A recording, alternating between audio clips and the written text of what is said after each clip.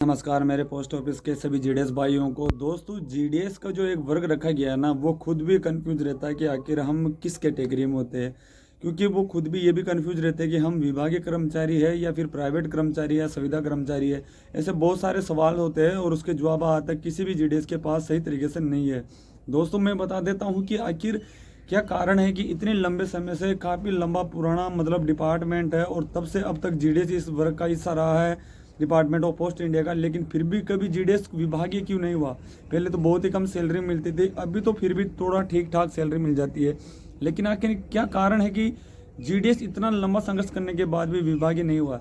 इसमें बहुत सारे कारण होते हैं दोस्तों। अगर विभागीय रूल के अनुसार तो आप सभी लोगों को पता ही है कि डिपार्टमेंट के रूल के अकॉर्डिंग जो जीडीएस है वो समय के अनुसार ही उनको कार्य करना पड़ता है और उस हिसाब से उन्हें टीआरसी यानी कि टाइम रिलेटेड अलाउंस मिलता है। यानी कि टीआरसी का मतलब टाइम रिलेटेड अलाउंस होता है कि समय के अनुसार ही इनको पैसा मिलता है।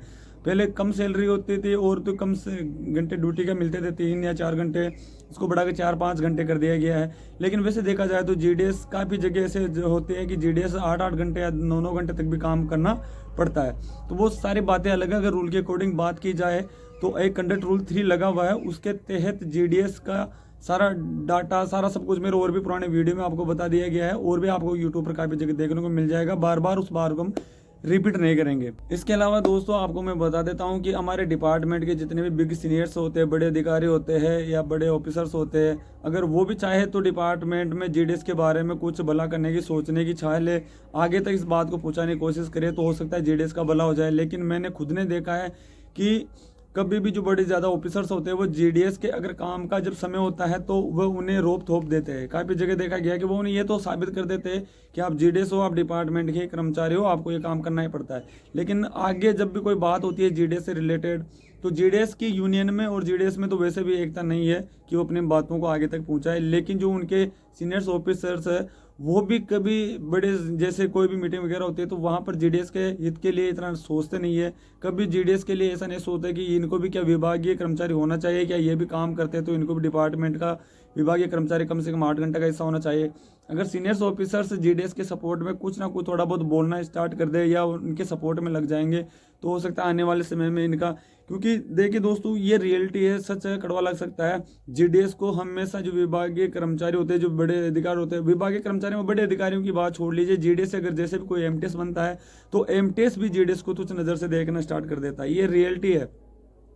वो ऐसा सोचता है कि ये जीडीएस है, अलग ही कैटेगरी में समझते हैं, डिपार्टमेंट से अलग ही कैटेगरी में मानते हैं इनको कि ये तो जीडीएस है। तो ऐसा नहीं होना चाहिए। जीडीएस भी बहुत सारा वर्क करता है और लगभग रीढ़ की हड्डी कहा जाता है जीडीएस को। और विभाग का जो डिपार्टमेंट ऑफ पोस्ट इंडिया का है, इसका जो ज़्यादा वर्कलोड होता है जो वो पूरा जीडीएस के थ्रू होता है। जैसे गाँव में ज़्यादा जो क्षेत्र फैला हुआ पूरा जीडीएस का फैला हुआ है, जितने भी अकाउंट्स वगैरह होते हैं सारा लगभग डिपार्टमेंट का काफ़ी ज़्यादा काम जीडीएस द्वारा किया जाता है। तो जीडीएस को इतना कि हम अपने माइंड में भी इतना नहीं सोचना है कि जीडीएस अलग है। जीडीएस अगर हम मानते हैं काम जब डिपार्टमेंट का करा काम का ही है तो फिर आगे तक भी इसी बात को एक ही तरह पर रखना चाहिए कि जीडीएस के अगर कुछ मांगे हैं, उनके भी फैमिली होती है, उनका भी परिवार होता है, उनकी भी रोजी रोटी होती है, उनके भी बहुत सारे सपने होते हैं। तो अगर ये इनमें परेशान है तो थोड़ा इनको सपोर्ट दिया जाए, इनको थोड़ा सा विभागीय कर्मचारी का दर्जा दिया जाए या इनकी ड्यूटी के आवर्स को बढ़ा दिया जाए, जो भी है। बाकी वीडियो कैसा लगा आप कमेंट करके जरूर बताना। उम्मीद करता हूँ कि आने वाले समय सभी जीडीएस के लिए अच्छा होगा। तो मिलते हैं नेक्स्ट वीडियो में, तब तक के लिए बाय बाय।